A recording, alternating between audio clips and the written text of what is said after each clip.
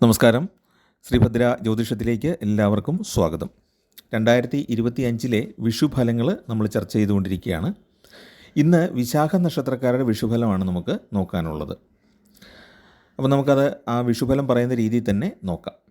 മീനശനി, ഇടവ വ്യാഴം, കൊല്ലവർഷം 1200, മേടമാസം 1-ാം തീയതി ഉദയത്തിന് മുമ്പ് 7:25 വിനാഴികയ്ക്ക് തിങ്കളാഴ്ച ദിവസവും ചോതി നക്ഷത്രവും തുലാക്കൂറും കൃഷ്ണപക്ഷ പ്രഥമതിഥിയും വരാഹകരണവും വജ്രനാമ നിത്യയോഗവും കൂടിയ സമയം മേട വിഷു സംക്രമം നടന്നു.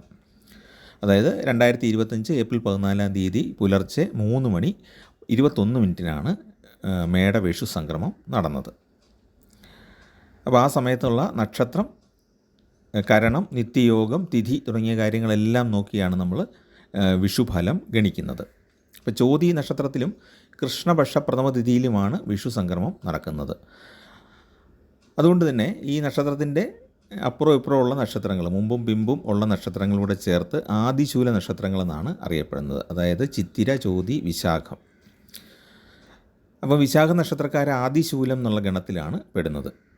മൊത്തത്തിൽ 6 ഗണമാണുള്ളത്. ആദിശൂലം, മധ്യശൂലം, അന്ത്യശൂലം എന്നും ആദിഷട്കം, മധ്യഷട്കം, അന്ത്യഷട്കം എന്നും. ഇതിൽ ഷട്കങ്ങളിൽ വരുന്ന നക്ഷത്രക്കാർക്ക് വിഷുഫലം ഗുണകരമാണ്. ശൂലം എന്നവസാനിക്കുന്ന ഗ്രൂപ്പിൽ വരുന്ന നക്ഷത്രക്കാർക്ക് വിഷുഫലം അത്ര ഗുണകരമല്ല.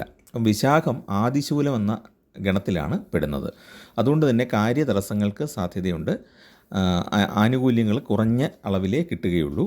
ബിസിനസ്സിൽ ചെറിയ നഷ്ടമൊക്കെ വരാൻ സാധ്യതയുള്ള കാലമാണ്.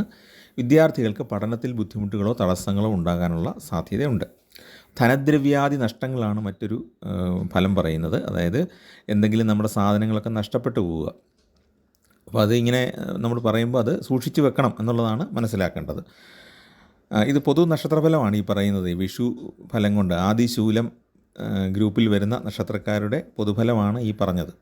അപ്പോൾ സാധനങ്ങൾ നഷ്ടപ്പെടുന്നതാണ് ഇതിനകത്ത് ഒരു പ്രധാന ഘടകം എന്ന് പറയുന്നത്. അപ്പോൾ അതിനു വേണ്ടിയിട്ട് വിഷ്ണു ഭഗവാനെ ഉപാസിക്കുന്നത് ഗുണകരമാണ്.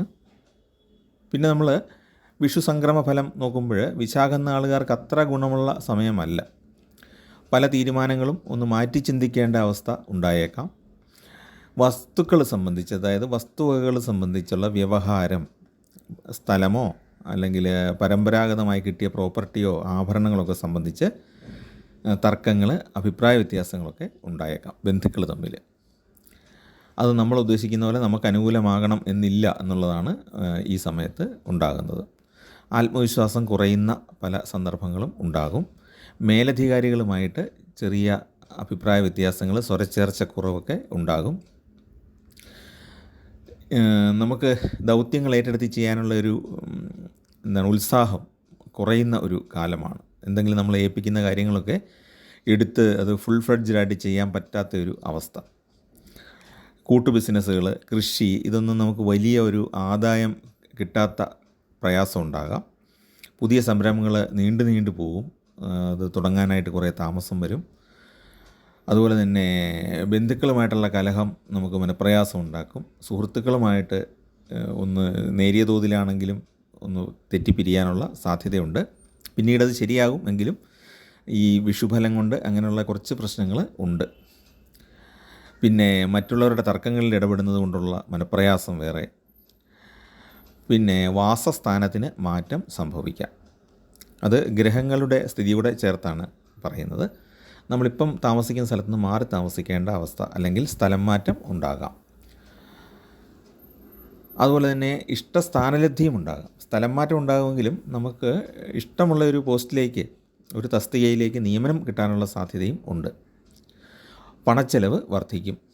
പൊതുപ്രവർത്തനങ്ങളിൽ ഏർപ്പെടുന്നതാണ്. പൊതുപ്രവർത്തനങ്ങളിൽ നമുക്ക് വളരെ കാര്യക്ഷമമായിട്ട് ചെയ്യാനായിട്ട് സാധിക്കും. വാഹനത്തിനായിട്ട് പണം മുടക്കേണ്ടി വരും. സഞ്ചാരക്ലേശം ഉണ്ടാകും. പിന്നെ ഈ തർക്കങ്ങളിലോ അല്ലെങ്കിൽ പൊതുപ്രവർത്തനത്തിനിടയ്ക്കുണ്ടാകുന്ന പ്രശ്നങ്ങളിലോ ഇടപെട്ട് നമുക്കൊരു അഭിമാനക്ഷതം അല്ലെങ്കിൽ ഒരു അപമാനം പോലെ ഉണ്ടാകാനുള്ള സാധ്യതയും ഉണ്ട്. വിദേശയാത്രയ്ക്ക് ശ്രമിക്കുന്നവർക്ക് അനുകൂലമാണ്. മത്സര പരീക്ഷകളിലും ഇൻ്റർവ്യൂകളിലും വിജയിക്കാനുള്ള യോഗമുണ്ട്. പിന്നെ സ്ത്രീകളെ സംബന്ധിച്ച് സൗന്ദര്യവർദ്ധക വസ്തുക്കൾക്ക് വേണ്ടിയിട്ട് ഒരുപാട് പണം മുടക്കാനുള്ള പ്രവണത ഉണ്ടാകും. പൊതുരംഗത്തും രാഷ്ട്രീയ രംഗത്തുമൊക്കെയുള്ള വിശാഖ നക്ഷത്രക്കാർക്ക് എതിർപ്പുകൾ പലതും നേരിടേണ്ടി വരും. കുടുംബത്തിലെ മുതിർന്ന അംഗങ്ങൾക്ക് രോഗ ദുരിതങ്ങൾ ഉണ്ടാകാൻ സാധ്യതയുണ്ട്. ചിലപ്പോൾ നേഴ്സിനെയൊക്കെ വെക്കേണ്ട അവസ്ഥകളും ഉണ്ടാകും. ഭക്ഷണസുഖം വർദ്ധിക്കുകയും ചെയ്യും. കടങ്ങൾ കുറച്ചൊക്കെ വീട്ടാനായിട്ട് സാധിക്കും, പൂർണ്ണമായിട്ട് സാധിക്കുകയില്ല. സന്താനങ്ങൾക്ക് ഗുണകരമാണ്.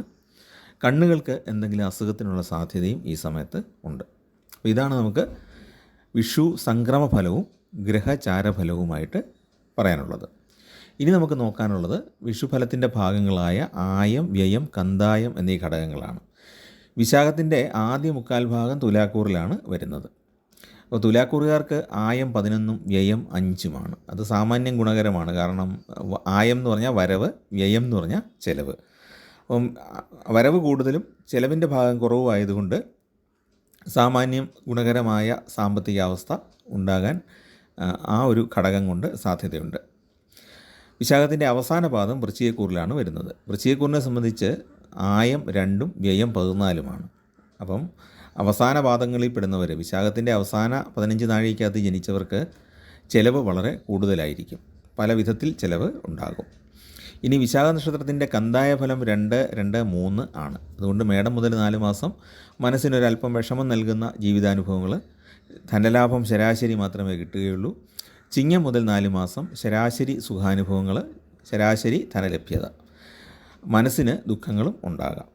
ധനു മുതൽ 4 മാസം നല്ല രീതിയിലുള്ള ധനലഭ്യതയും മനസ്സിന് സംതൃപ്തിയും ഫലമാകുന്നു.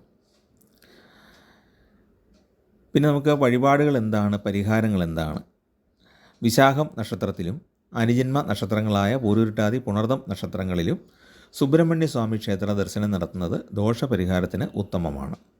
വിശാഖവും ബുധനാഴ്ചയും ഒത്തുവരുന്ന ദിവസങ്ങളിൽ വ്രതമനുഷ്ഠിച്ച് നമ്മളാൽ കഴിയുന്ന വഴിപാടുകൾ ചെയ്യുന്നത് നല്ലതാണ്. തുലാക്കൂറിൽപ്പെടുന്ന വിശാഖ നക്ഷത്രക്കാർ ശുക്രപ്രീതി വരുത്താനായിട്ട് ശ്രമിക്കുക. നവഗ്രഹ ക്ഷേത്രത്തിൽ ശുക്രന് വിളക്ക് തെളിക്കുക. ലക്ഷ്മി ദേവിയുടെ ക്ഷേത്രത്തിൽ ലക്ഷ്മി ദേവിക്ക് അർച്ചന സമർപ്പിക്കുക. വൃശ്ചികക്കൂറിൽപ്പെടുന്ന വിശാഖ നക്ഷത്രക്കാർ ചൊവ്വയെയാണ് പ്രീതിപ്പെടുത്തേണ്ടത്. ദേവീ ക്ഷേത്രങ്ങളിൽ ദർശനം നടത്തുക. സുബ്രഹ്മണ്യ സ്വാമിയെ ഭജിക്കുന്നതും ഉത്തമമാണ്. പിന്നെ ശ്രീകൃഷ്ണ ഭജനം നടത്തിയാൽ വിദ്യാർത്ഥികളെ സംബന്ധിച്ച് വിദ്യാതടസ്സങ്ങൾ മാറിക്കിട്ടാനായിട്ട് വളരെ നല്ലതാണ്. അങ്ങനെ കൂടുതൽ പ്രയാസം അനുഭവപ്പെടുന്ന കുട്ടികൾ അവർ വെണ്ണ നേദിക്കുക, അതുപോലെ അവൽ നിവേദ്യവും നടത്തിക്കുക. അപ്പോൾ അത് ചെയ്തു കഴിഞ്ഞാൽ അവരുടെ പഠന തടസ്സങ്ങൾ, പഠനത്തിലുള്ള വിരസത, പ്രയാസങ്ങൾ ഒക്കെ നന്നായിട്ട് കുറയുന്നതാണ്. ഇതാണ് വിശാഖ നക്ഷത്രക്കാരുടെ 2025 വിഷുഫലം. ചാനൽ ഇഷ്ടപ്പെട്ടെങ്കിൽ നിങ്ങളൊന്ന് സബ്സ്ക്രൈബ് ചെയ്യുകയും നിങ്ങളുടെ സുഹൃത്തുക്കൾക്കും ബന്ധുക്കൾക്കൊക്കെ ഒന്ന് ഷെയർ ചെയ്ത് കൊടുക്കുകയും ചെയ്യാനായിട്ട് അപേക്ഷിക്കുന്നു. എല്ലാവർക്കും നന്മയുണ്ടാകട്ടെ, നിങ്ങളുടെ കുടുംബത്തിൽ സമാധാനവും സന്തോഷവും ഉണ്ടാകട്ടെ എന്ന് പ്രാർത്ഥിക്കുന്നു. നമസ്കാരം.